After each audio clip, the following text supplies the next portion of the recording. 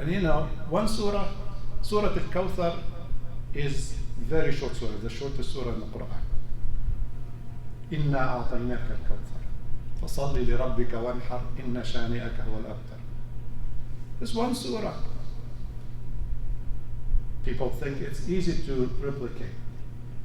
It has words that were not mentioned in the other surahs of the Quran, like Al-Kawthar. It consists of 10 words, and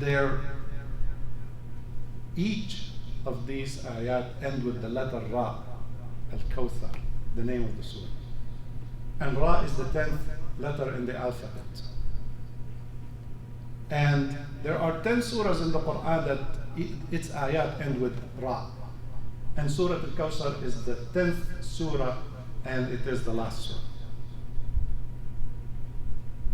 If you examine the Basmala, you see the Ra is the 10th letter.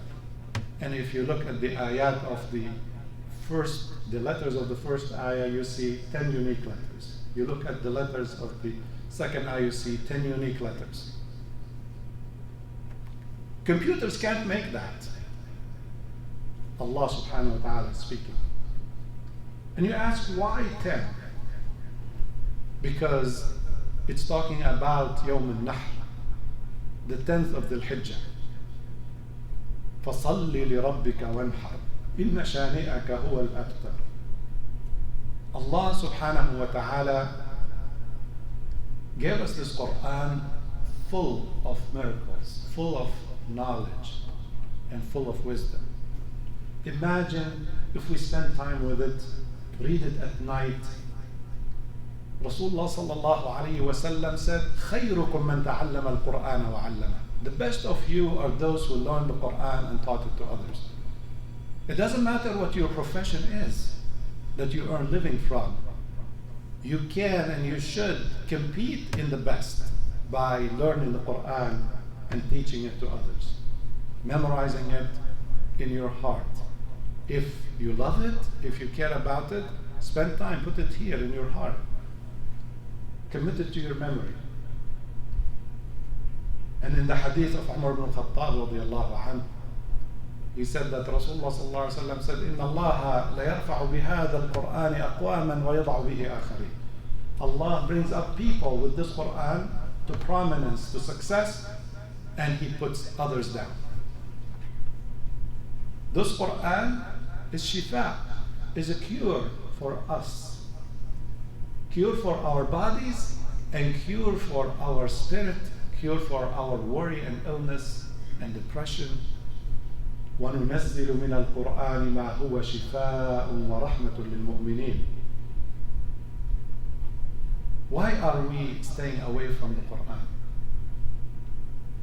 It's because we are thinking that the solutions are out there. If we have more money, we can solve our problems. If we have bigger homes, we can solve our problems. The problems cannot be solved unless you understand. If you get the map, the guidelines for this Quran. So my brothers and sisters here and at home, wherever you are, my humble advice this month of Ramadan, we're still in the first week. Take the time, take the advantage of studying this Quran. Make sure the month of Ramadan does not end until you have completed reading the Quran and listening to it and studying it. Once a year. Once a year is not too much. It's only 6,236 ayat. Some of us go through, if we look at our Facebook feed or our Twitter feed, we see how many messages we made, thousands of messages. You could actually communicate the whole Quran message through your social media to your friends and family. If you put one ayah here and one ayah there. My brothers and sisters, it's all about our relationship and closeness to Allah through His book. It is in our hands. We have to put it in our hearts. Now I want to conclude by talking about where we are right now with the partial reopening.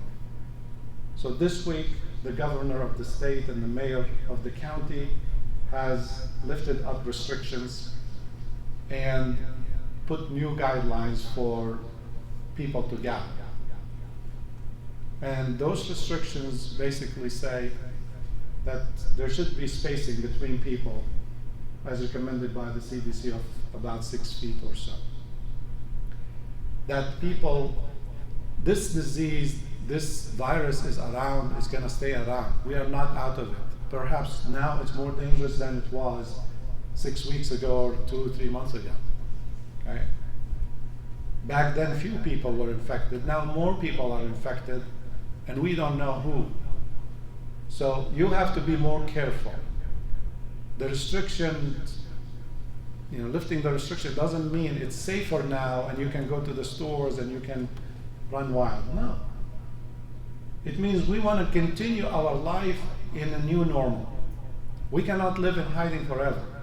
Now we have some understanding how the disease is transmitted, so we are trying to not get infected until there is, a vaccine.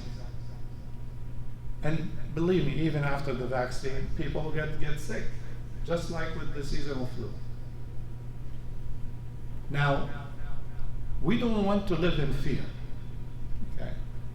Because eventually, me and you will get infected, and inshallah we'll get over it.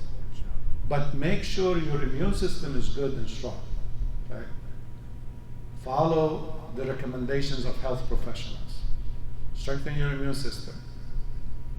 And don't live in fear, but live smart. When you go out, wear a mask, don't shake hands, don't do unnecessary stuff. And that will reduce the chances that you get it too soon. The reopening, for us, we couldn't, under any circumstance, completely close the masjid. The masjid was open with minimum 3 people. Perhaps me and Imam Nur and the Muaddin, just to keep the house of Allah open. But now that the state has lifted the restrictions, we invited you back because the Jum'ah is fard, is obligatory prayer on us, on the male Muslims, adult Muslims. We cannot stop for weeks and weeks and months without praying Jum'ah. Now that the restrictions in our state has lifted, this rule does not apply in other states. We're not talking in New York or California or Spain or Italy. That's different. Every location is different. Even it doesn't apply in Dade County, in Miami, Fort Lauderdale, because they have higher rates of infection. It's a hot spot. But for us, if we follow the precautions, inshallah, we can go back to partial normal life as we used to. So as long as this is with us, we're going to continue this separation that we marked in the masjid, 6 feet apart. We will continue to pray the 5 daily prayers here in Jama'ah, especially in the month of Ramadan. We will start, inshallah, Taraweeh prayer from tonight. It will be abbreviated. We don't have to read the whole juz'ah, 20 rak'at. And we will continue to stream online for our mothers and our sisters and our children and our elderly parents and grandparents, for them to be connected to us. We are not able to accommodate people above 65 and the sisters and the children at this time. So we humbly request that they stay at home for their own safety and for our safety. We are trying our best to balance between the requirements of our deen and getting the benefit of the month of Ramadan and staying safe and keeping you safe. So thank you for your patience during this difficult time and for your understanding and for your cooperation and support.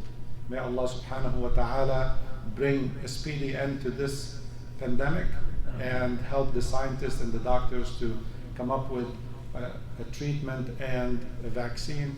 May Allah subhanahu wa ta'ala protect our doctors, and our healthcare professionals who are on the front line trying to defend all of us.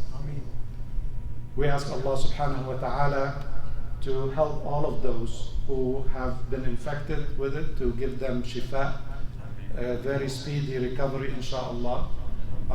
We heard of one Muslim in South Orlando who got infected. May Allah give him speedy recovery. And we humbly ask that if you are sick, any sickness, please don't come to the masjid. Okay? That's recommendation from Rasulullah sallallahu alaihi wasallam. You are exempt. Allah exempt you from fasting. فَمَنْ كَانَ مَرِيضًا أَوْ عَلَى سَفَرٍ فَعِدَّةٌ مِنْ أَيَّامٍ أُخَرَ. You don't have to fast. Imagine, you don't have to come to the masjid if you're sick. Because in the past, believe me, every Ramadan I got sick. People come, they are sick, they're sneezing, and then they shake hands. And then I'm going to spread it to everybody. So we want to learn this prophetic advice to us. If you are sick, stay at home, don't infect others, be it the flu or be it COVID or other illnesses. May Allah subhanahu wa ta'ala protect us all.